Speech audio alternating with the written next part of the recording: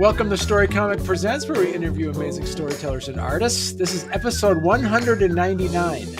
I'm your host, Barney Smith of Storycomic.com, and we're excited to have with us the highly talented and celebrated creative team behind Sister Grimm Comics and series and other projects inside ASAP Imagination, Lori Cunningham and CHess. Lori and Hello. CHess. How you doing? Doing great. Glad to be here. Yeah, good. So we're talking to you. This is where we're talking to. This is an international podcast right now because we have Lori calling us from Calgary, and we got Chess from Utah. Before we jump into it, we're working on. We're talking a lot with some creative folks from ASAP Imagination, and right now we have Lori Cunningham, who is the editor-in-chief and also the writer. Some works from ASAP Imagination, and plus we have Chess, who is also a illustrator, an artist, a letterer, graphic designer. Let's first kind of introduce both of you, talk about how you kind of started getting involved in ASAP Imagination. And what we'll do is we'll go alphabetical order. So Chess, we'll start with you. How did you get involved with ASAP Imagination?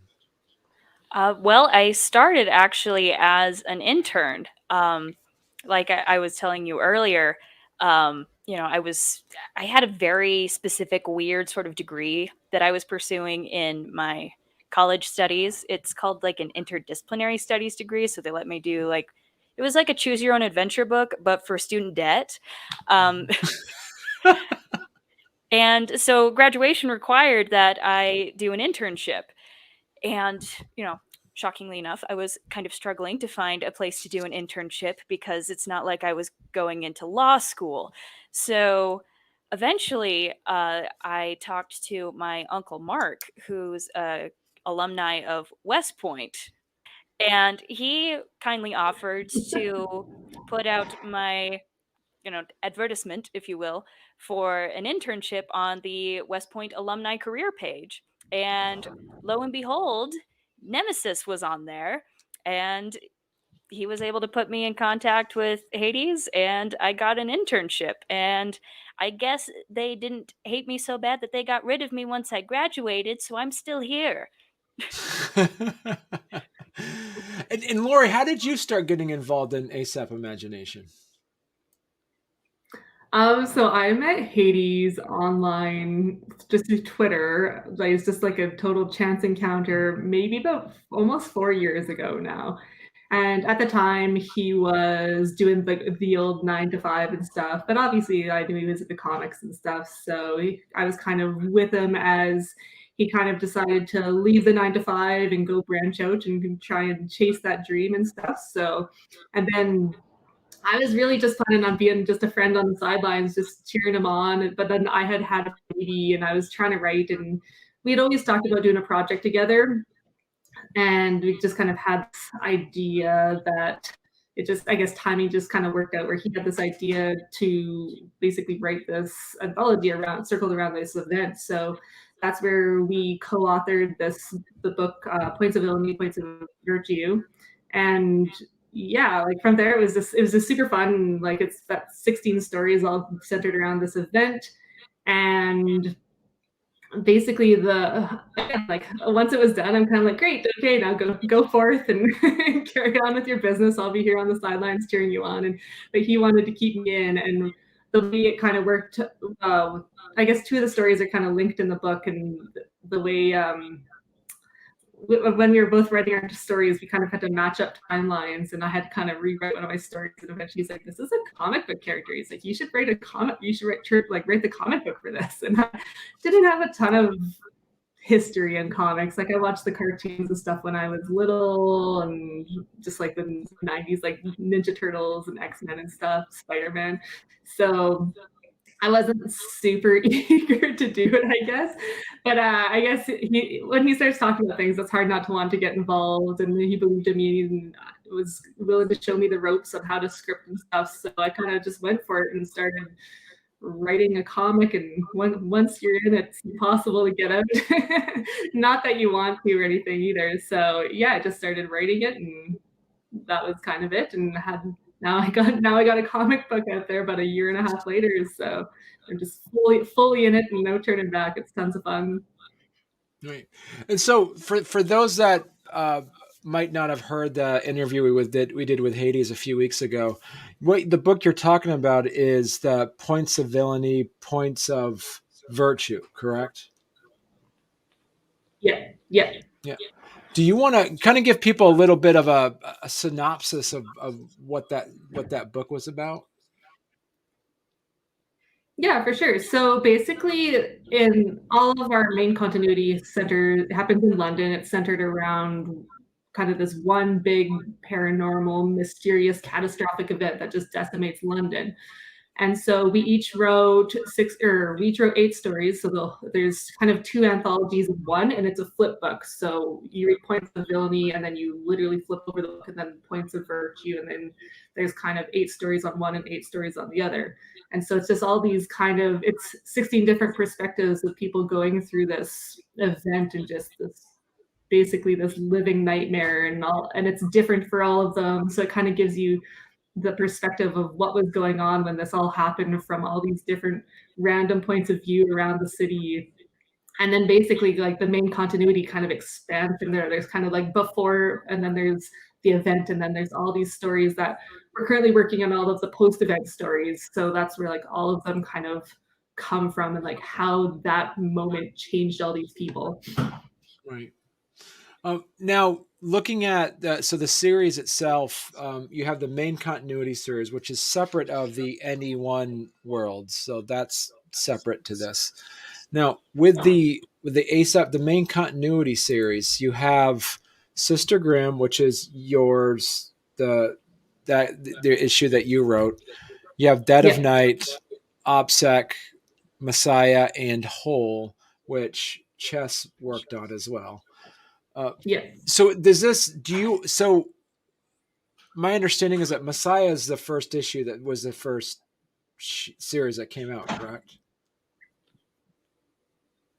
Yeah, so way back in 2020 now, Messiah and Points of Villainy, Points of Virtue were the very first 2 books that we released. We released them at the same time, and it was kind of the launch of the main continuity.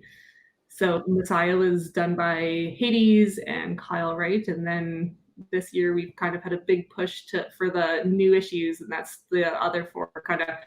There was a lot in the works last year behind the scenes, and this year was putting it all out there and getting it out. So yeah, big year this year. Now, would I have to read Messiah first before I picked up and read Sister Grimm?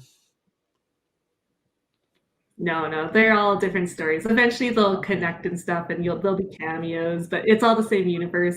I think the reading Points of Villainy, Points of Virtue, I think it's a good kind of anchor point that gives you good context for kind of what's going on, since there's always reference to the event. So I think that one, and again, you don't need to read that, but that just kind of gives you kind of more insight. Like you could read the comics and just be like, "Oh, what's this event?" and learn about it in the comics. And it doesn't matter which series, if you want to just follow one or all of them, but everything you read gives you more context. Okay.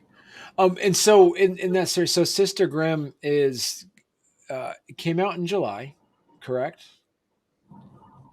Yeah.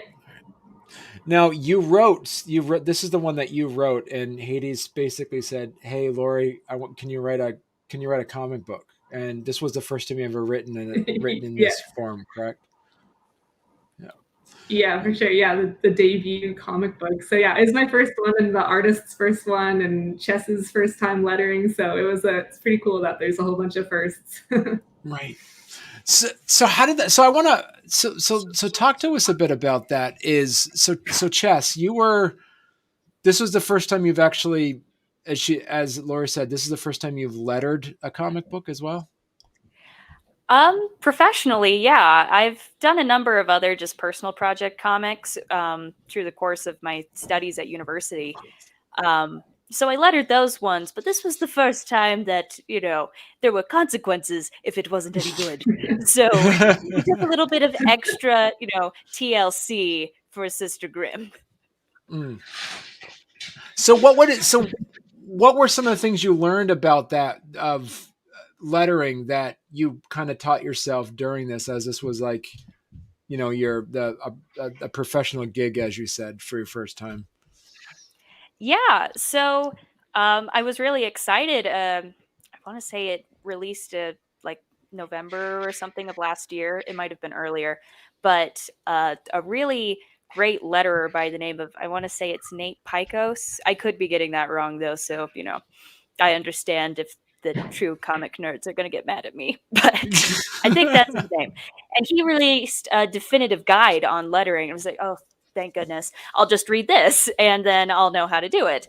And of course, it still takes a lot of practice, but it's just going through the guides of like, what do the cat whisker marks mean, and how do we organize the balloons so it has a good flow of reading? How can we better indicate character intonation and characterization? Just giving the lettering, the primary goal of any lettering job is, of course, clarity of storytelling. But then you also want to, I would like it best if the lettering felt like it belonged in the comic, like it matches the art style and, the vision of the writer, and just feels like it's just a natural part of that world. Like it's so fused into it that you don't even notice it. Hmm. And so I'm kind of curious as well, like how do you work on your style? Are you hand lettering these, or are you using fonts that you have to manipulate? How does that work for you? Yeah, I do digital lettering at the moment. Someday I think it would be really fun to attempt hand lettering, but that requires good handwriting, and I'm not quite there yet. So someday. Oh, so Lori, talk to us a bit about the character Sister Grimm. Did you invent this character, or is this character mentioned at all in points of villainy, points of virtue? Yeah, so I guess invented her. That feels like a weird way of saying that. Created her, but yeah. So again, when Hades proposed this anthology, like I told him he was crazy, and I like I don't have time for this. I was dealing kind of with postpartum depression and all that stuff. And but as soon as he said it, like I got off the phone with him, and I was basically like, "Oh, I have an idea." And I started writing a story, and it was the very first story I wrote for that anthology, but I wrote it from the daughter's perspective. And these are like the two stories and that kind of connect the two sides. So you kind of flip it over, and eventually you read it from Lily's perspective, who's the character Sister Grimm. And yeah, she has this like essentially encounter with death in its physical form in points of villainy, points of virtue, and then Sister Grimm is basically, so I guess it's kind of a sequel, to be fair, or maybe I guess you consider Points of Villainy, Points of Virtue a prequel, a bit more of an origin story. Like it gives you a hint to why she is the way she is. And so this basically starts 3 months after the event, and she has no memory. She wakes up in a morgue, and she's basically doesn't know where her family is, and she's just trying to get back to her family, but she has these abilities that basically are causing her a lot of problems, and they throwing her whole world for a loop. So she's kind of dealing with all that and struggling with how to find her place in the world again. It's basically like this kind of dark, depressing little thing, but I make sure to throw in some humor so the people don't read this and are super down afterwards. But yeah, so that's kind of the basic idea behind this first issue. Okay, so what's her superpower then? If that's Does she have a superpower?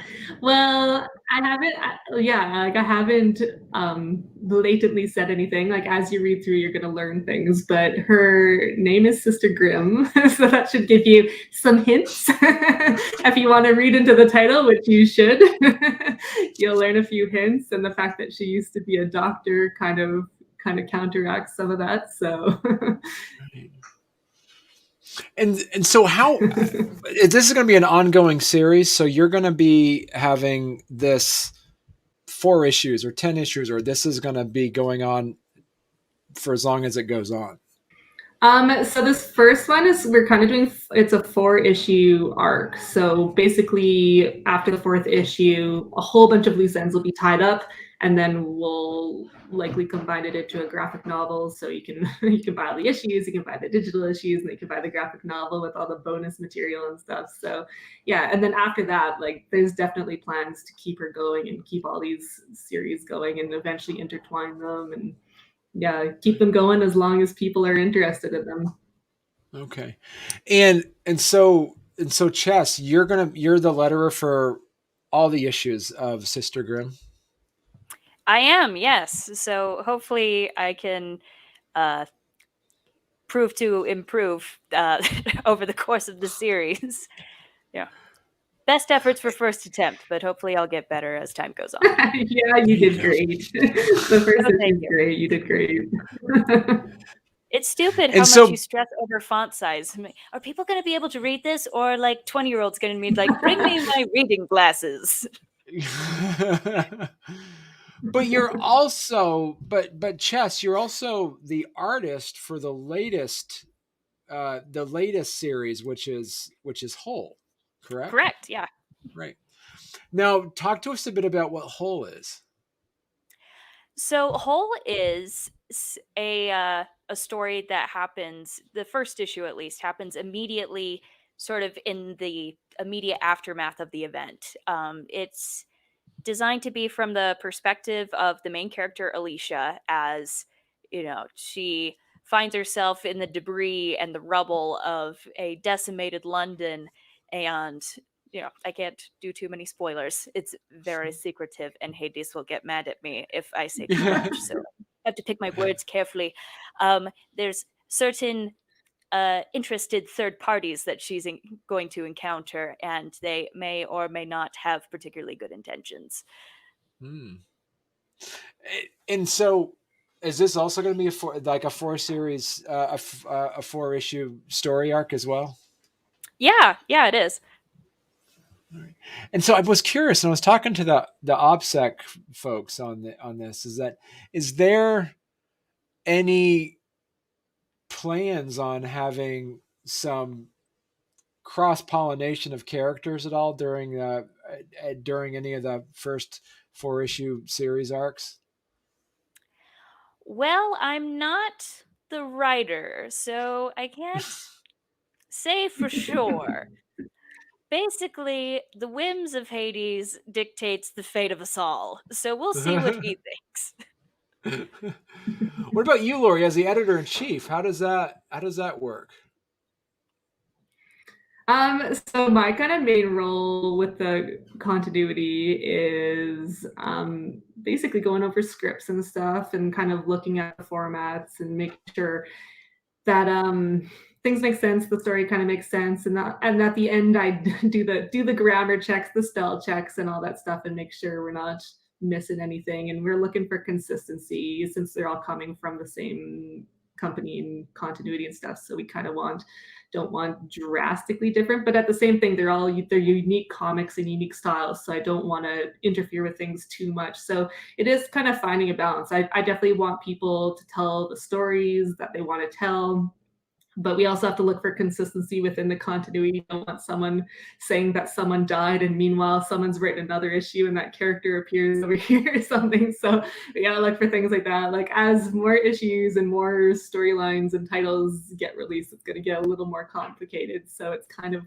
keeping all of that in line and checking in with Hades and making sure that things kind of matches vision and we're not going rogue or anything like that. So, and and like you mentioned, kind of the appearances of other characters, like there's definitely little Easter eggs here and there where we try to connect them all. So we don't slap you in the face with all of them, but we definitely try to put it out there so the people who want to delve deep into the lore can find it all.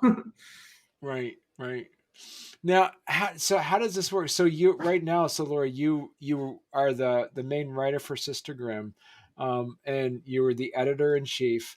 How do you balance your time writing the script for Sister Grimm as compared to editing and proofreading the other creative works that are out there? Balance is definitely one of those things that I like to pretend I'm good at, but I'm awful at. It's really tricky, and I have like 2 small children as well, so it's definitely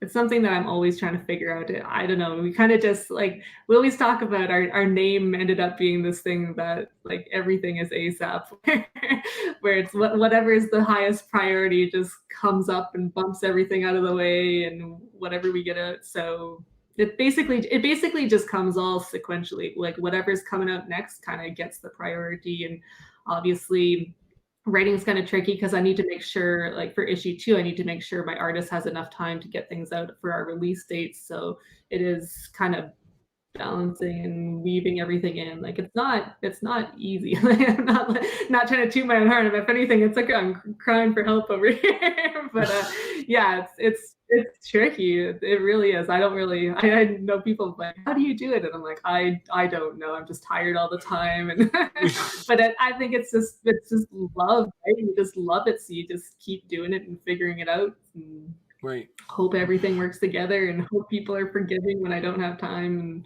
all that jazz. So Right. And so the same question for you, Chess, is because you're the artist for whole, but you're also the letterer, and you have other jobs as well. How do you balance the priorities, and how do you manage your creative energies, and how do you prioritize that? Yeah, so usually it's just kind of, checking the deadlines for things. That was something that I remember discussing with Hades when I started my internship. He's like, what sort of accommodations do you need? You need to tell me a day. Just say, as soon as you can get to it, I won't get to it. Don't do that to me. Just give me a number. Say, it's got to be like Mission Impossible. It's like, should you choose to accept this mission, you have 24 hours. Just say a number. So usually that kind of ends up everyone else sort of just kind of helps me figure out a deadline, and then I can just, sort from there. Well, this takes me approximately this much time and it's due then. Right. So it should go first and this one will go next. So, but I don't think I have nearly as many responsibilities as Lori. So, I think I got the easier portion of, the work.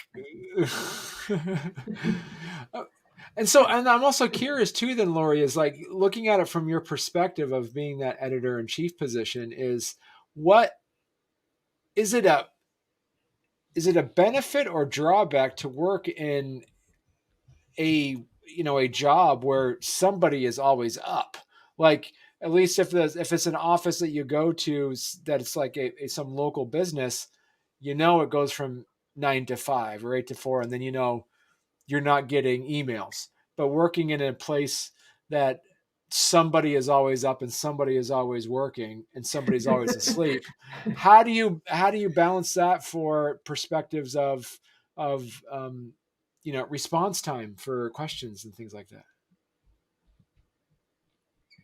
I think it has its pros and cons, because I know, especially with Hades, he's 7 hours ahead of me. So there's definitely times where like, because I have my kids, I tend to do my best work at nighttime. And in theory, he's sleeping. He's a bit of an insomniac, nocturnal man. But so sometimes when we both just wake up to messages where like the other person has been working a whole bunch. It's just like, here's all the stuff I did and all the stuff I need you to do. It's just like tag out, go to sleep, and then it's the next person. So in a weird way, it's like kind of something's always going on, and you like, even when you're sleeping, there's always progress. So that's nice. And same thing when my son was born, I was just, and yeah, I guess even my daughter, like I'd just be up for late night feedings and stuff, and I could get some work done and someone would be awake. So it definitely has some pros for that, but it does have some cons in that there isn't really like an end to it to some extent. Like you're just all like, you do need to make sure you kind of set some boundaries. You're like, okay, like I need to go to bed, or like I'm going on vacation or need like a day off and stuff. So you do need to, because I think that's the tricky part, where when everyone's all over the world, that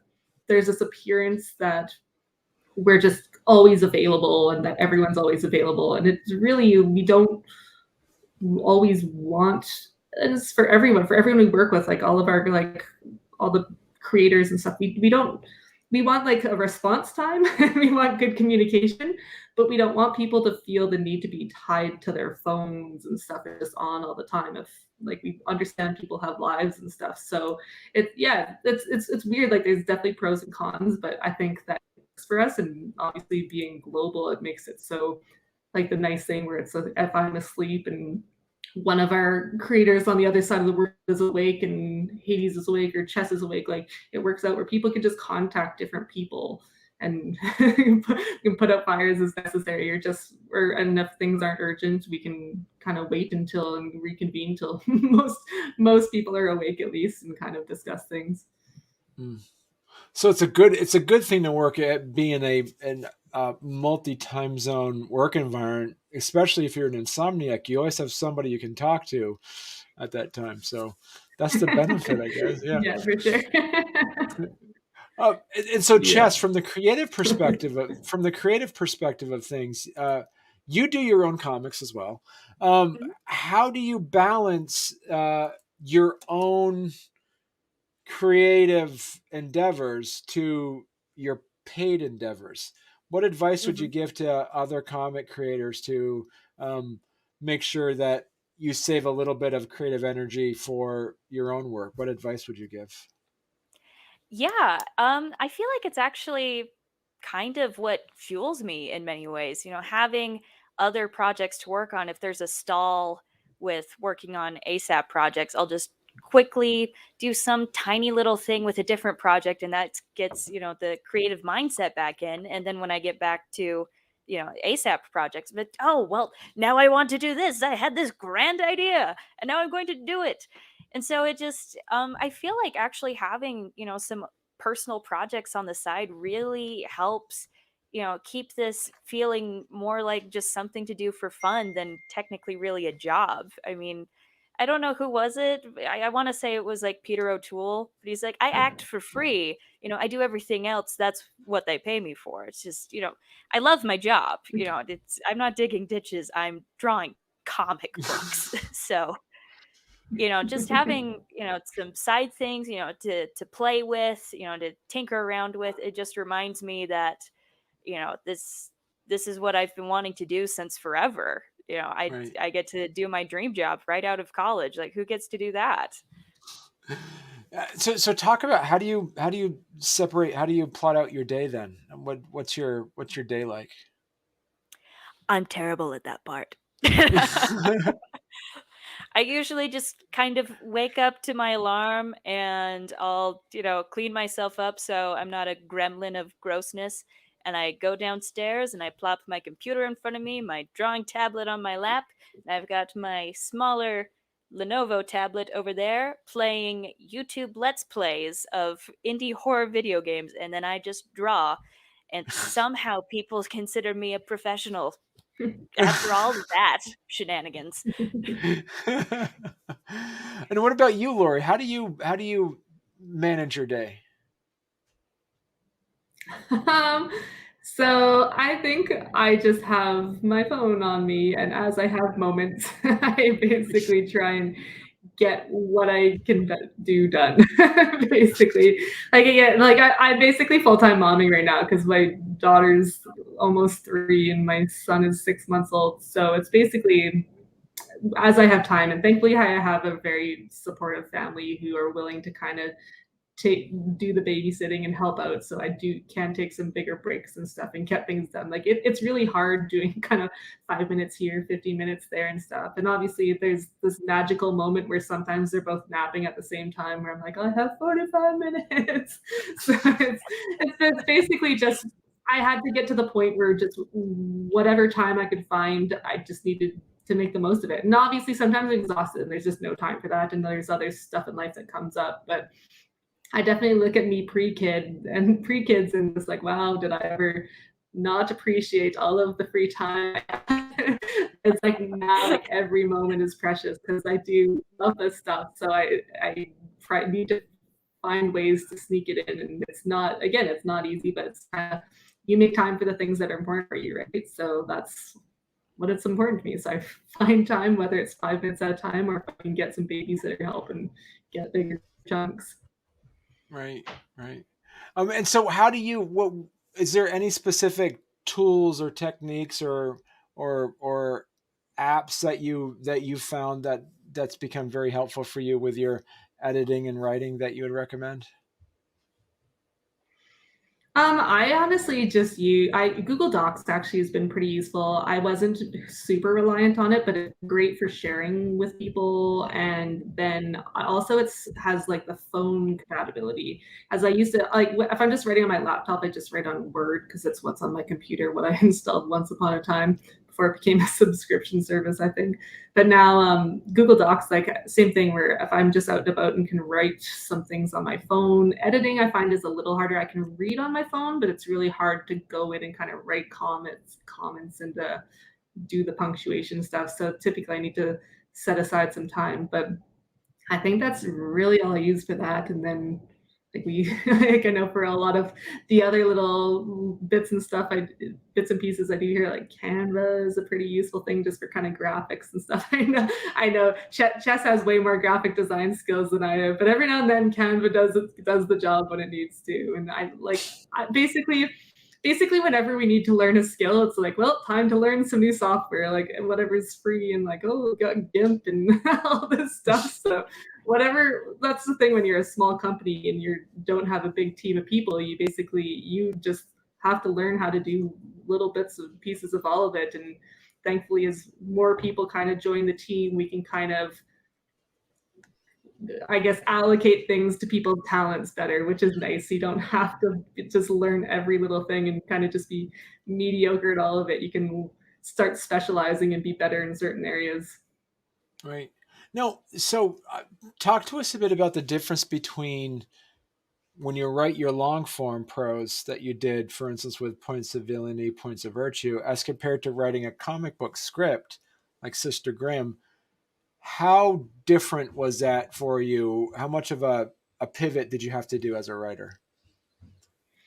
I think it was for me, it was actually like quite the change because I never really think I was one of those people who would kind of picture everything in my head super visually. Like it's just kind of as it came out on the paper, that's kind of what it looked like.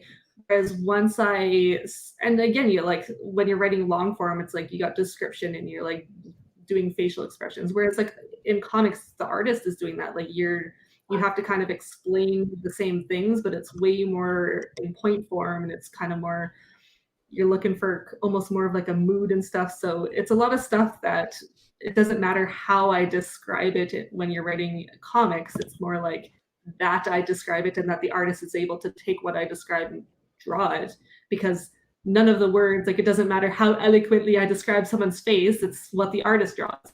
So, and like what they look like. So it's definitely kind of letting go and trusting your artist, because it definitely becomes a big collaboration. And then I had to kind of force myself to start thinking more visually and like how things are going to be laid out on the page. And you have to, whereas again, like the short stories, we don't really have word limits. And lots of times when you're writing short stories, there's kind of like a range you kind of typically have to hit your story within. Whereas in comics, you got 22 pages, or at least for our issues, that's how we're doing it. So the story has to end on that last page. So, and same thing where it's just like, you don't have the way you kind of have to build tension and stuff. You have that dramatic reveal when you flip the page. So again, I've had moments where I'm like, oh no, the reveal is on the wrong side. I'm like, do I delete stuff? Is it that important? Or do I add something? And kind of, so you can have that like big reveal when you turn the page. So it's definitely a whole different way of thinking, and it's super fun. And once the artists start getting a hand of it, because the same thing, it's like, just because you finish the script doesn't mean you're done the story. Like you've worked on all the layouts, but then the artist starts giving you things back. And there's been a few times where I'm like, ooh, that didn't look in my head quite the way I thought it was. So what if we do this and change this? Or then I think there's also a lot of times where there's a whole bunch of details I just kind of have in my head. And then all of a sudden there's like, the artist will come back and be like, oh, I guess we need to like, I know in one of my panels, I'm just like, oh yeah, there's like a picture of a street sign. And the artist just sent it back blank. And he's just like, what streets do you want in here? I'm like, oh man, I guess I have to pick a place for her to live. So like little details like that. And then you got to make sure you don't forget all those things. You end up with quite this little note packet that like normally would be in the script. or like in the words, but like now it's this big side kind of dictionary that you have. So yeah, it's weird because I think it's like not super different, but at the same time it's way different. So I don't know if that makes sense. Like you're still trying to tell a story and connect with your reader and stuff, but it's just a different format. Right. Now, so for you, Chess, how different is it for you to take a comic book script and draw for it like in whole as compared to being a comic creator and making your own comics? Yeah, it's definitely different. Well, and part of the advantage of, being both the script writer and the artist for a comic project is that with the panels it's just like, and it looks kind of like this and the character says that and maybe it's got this sound effect. And I already know what it looks like. I'm the one picturing it. But when you receive a script, it's like you're trying to mind read and you don't know if you're doing it right.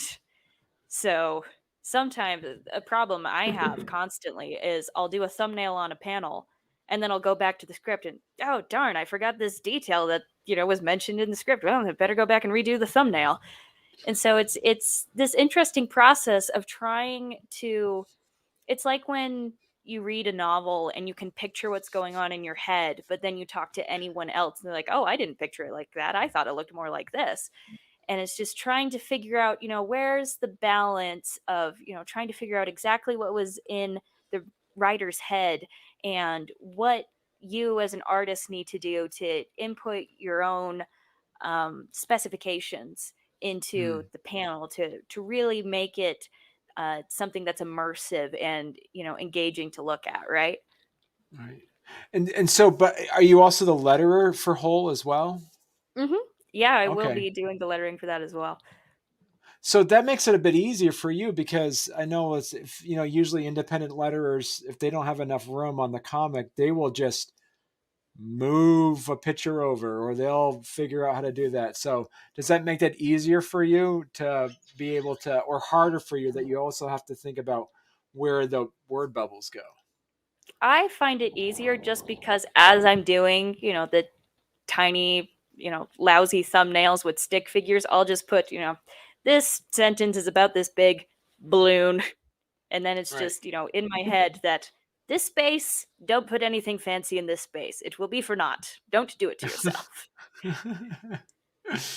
And so with that said, uh, how much when you look at what the script is as things evolve as you get to issue 2, issue 3, issue 4, and so on and so forth, how much permission do you give yourself to give feedback to the writer to say, you described this completely wrong. I'm the artist. I know what's going on in this picture. It's like at what point do you were able to do that, or are you doing that? Did you already do that with the issue 1? I've probably already done it a little bit, but I have this horrible tendency to take the philosophy of better to ask forgiveness than permission. I do it like this. Do you like it? You can say yes.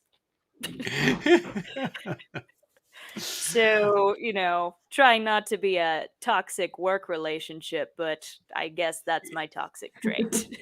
Just impose my will and then, act all sad and pouty if you didn't like it. I suppose I can do it again. And so Lori, when you sit down and you work as editor in chief, are you also the editor in chief of any one world or just the main continuity stuff? Of all of it. Wow. Yeah. And so what do you do when you actually have some of those uh, works that have already been published, like Dog Eaters and some of the other ones that have already done? What do you do from the editor in chief perspective? Is there any tweaking that you feel obligated to do? There's a few things, like again, like so something like Dog Eaters, like it came to us like fully drawn and stuff, and there like we tend to have a relationship with kind of the main creators. So when something's kind of ready to go, we're not going to go back and necessarily tell someone that they can that they need to go change their whole book or anything like that. So it's kind of just, we basically, wherever people are at in the process of things, like we are trying to help them along the way. So some people come to us just with an idea, and like we're like, how can we help you? And we kind of have a discussion and figure out where we fit in and then what we can do to help people move along. Like some people I am like, I'm helping them edit scripts, I'm helping them with panel layout, and then some people are further along and they're just mostly looking for more of a publisher and distribution and some marketing help. And so we're basically just want to lift people up where we can. Like we're indies, and everyone starts somewhere, right? And I think that the indie world can be pretty lonely, or even the traditionally published world can be pretty lonely, but like it's so much easier when you build a community of people. And like a lot of indie is word of mouth, and so if you have more mouths working behind you, so that's how we try to build the community. And yeah, so it's basically wherever we can fit in and help people. So, and it doesn't matter really what stage along the process is. So some things are very more hands-on, and some things where it's kind of more we're doing the finishing touches, and if we can do edits here and there, depending what kind of it depends on a lot of stuff and where people are at their process. And so, what would you say, as the editor in chief, is the mission of ASAP Imagination? What's the company mission like? I don't know if we actually have an official mission statement, but I think we're really just trying to get our stories out there and kind of make indies like something worth noticing and stuff, and getting our stuff read. Like we all have stories to tell, and I know there's big comic book companies out there that dominate a lot of people's vision. I guess they're front and center and stuff. So I think we're out there just to kind of give indies a name, and like that's why we didn't just want the main continuity. We wanted the anyone world as well, so we can kind of help lift up other people, and we want to connect with people and readers and find fans. It's really just about connecting with people and sharing ideas and hoping that they resonate with people. And do you have but is there, hypothetically speaking, somebody shows up and says, "Hey, I got a great comic. Here it is. I want to do it." Is there a level where you say, it's not really our fit? So give it some examples of, would there be anyone that would approach that would have a series that you would feel isn't quite a fit for ASAP Imagination? In the anyone world, we're pretty focused on horror, sci-fi, fantasy, and superheroes. So I think if you there's definitely room for people to come in, and we do have ASAP Minis, which is our kids platform. So if you're coming in with a children's book idea, like there's definitely room for that. But I know there's some people, like if you're coming in with young adult ideas, don't necessarily have we want to work to our capabilities, and we don't want to basically promise things that we can't deliver if we don't kind of have that connection with people. Because like our main continuity in the anyone world is very targeted towards adults. And so if you're coming with us with romance or erotica, like we just don't really have that audience with us. And maybe eventually we kind of set up another platform and do that. But we want to work to our strengths, and we want other people to we want to be able to offer people something that's of value to them. So you don't want to promise things that we can't deliver. Right. Okay. Cool.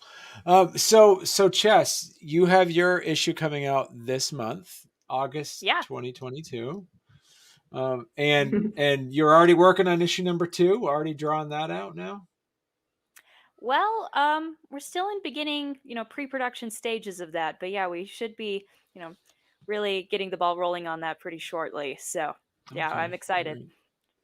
Hades was saying that he's going to try to do 2 issues a month coming out once the rhythm starts happening. Or did I surprise you as the editor in chief that's no, we've gone over the timeline. Yeah, we have some more titles coming, and we have we got constant issues. We've got a lot of we just have a lot of titles and a lot of issues, so it's probably gonna be more than 1 a month, like 2 a month, right. 3 a month, and as we grow, it's just gonna be more and more. So yeah, it's busy and it's fun, but so eventually there'll just be all kinds of stuff you can eat up every month and spend your money on. Right. Perfect. Well, thank you so much, Chess and Laura. This has been a great conversation. And so, Chess, if somebody wants to learn more about your work, what would be the best place they could go to? Yeah, I can be found at my website, chesscomics.com. That's where I try to put all of my, various and sundry work, regardless of, who I'm collaborating with or if it's my own independent work.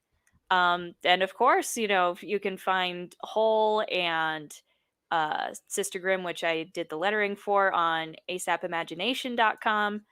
All lowercase, no hyphens, nothing to confuse anyone. All right. And Lori, if people want to discover more of your work, what would be the best place they could go? So asapimagination.com is where all of my ASAP stuff is, obviously. And then I also have my own website, which is lacunningham.com, which has some of my other projects I've been working on. And I think one of the more upcoming places that people can learn things is ASAP Imagination actually has our own Comic-Con that we're doing online this month, next week, on the 25th and 26th. So we're basically having basically bombarding all of the social media, and people can come learn about stuff and do a whole bunch of our various, we have panels and giveaways and like fan art competitions and game shows, and find everything that you could ever imagine that you could ever dream of. August 25th and August 26th, 2022. So yeah, perfect. So a lot of it's happening on YouTube and Instagram, and we'll be releasing a schedule soon. So possibly today, maybe maybe not today, but very, very soon. So keep an eye out. We love people to drop by and come join us and celebrate with us, because we're basically doing it in line with our 2-year anniversary. So it's going to be a big celebration. Perfect. Excellent. Well, thank you so much, Lori. Thank you so much, Chess. It's been a great pleasure talking to both of you. And come back on when you got your other issues coming out. Awesome. Thank you so much. You're welcome.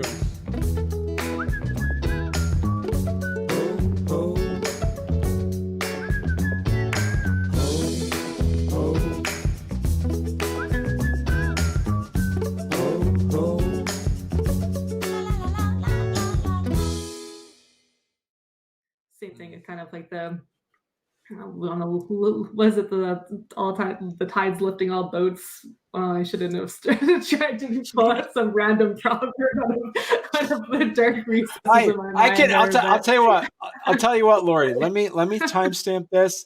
Let me timestamp this, and I'll edit it out, and I'll let you say what that phrase is, and people are like, "She is awesome." No worries. So I do live podcasts all the time, just say stupid things all the time, so I'm used to it. But what was it? It was high tides lift all boats, or something like that. High tides lift all boats. I don't know what it is. I don't know. It's something about tides lifting boats. I think it's rising tides raise all boats, but I don't know. Yeah, something like anyways. Close enough. But yeah, basically we're just trying to lift everyone up. We're a big ocean. We're lifting up everyone's boats. We're just lifting people up. But we just want to help as many people as we can and help people get their stories out there, and including our own. We got stuff to say. And